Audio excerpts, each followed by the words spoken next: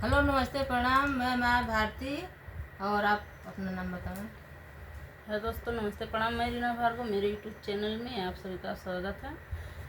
और छोटा सा एक कजरी गीत लेके आए, अच्छा लगा शेयर और कमेंट में आप लोग ज़रूर बताना। कजरी गीत है, चिटकुल्ला के रूप में है, तो ज़रूर सुनिएगा और बताइएगा कि कैसा फुलवाच है। में आप लोग सुनिए। बहुत अच्छा गीत है, वो चिटकुल्ला है। तू राजा गोर हम काली बदरिया, तू राजा गोर हम काली बदरिया, तू राजा गोर हम काली बदरिया।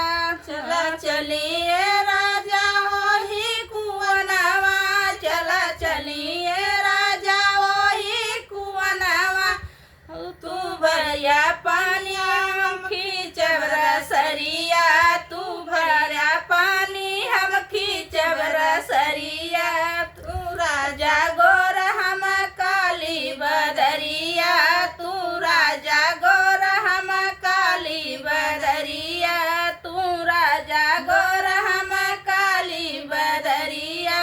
चल चलिए राजा वही बगियावा, चला चलिए राजा वही बगियावा।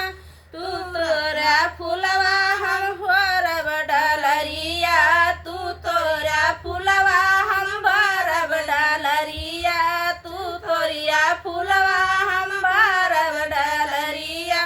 तू चलिए राजा, तू राजा गोर हम काली बदरिया, तू राजा गोर हम काली बदरिया।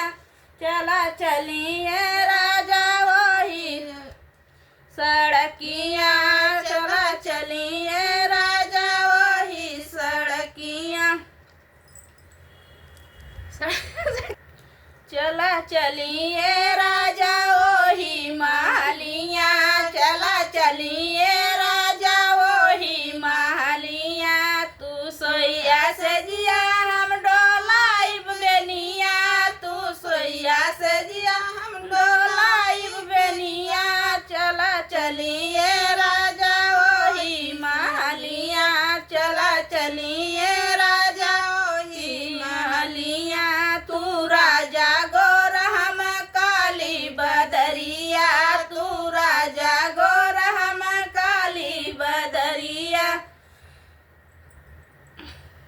बहुत बढ़िया गाना। चला चलिए राजा वही बजरिया, चला चलिए राजा वही बजरिया। तू खैया छेना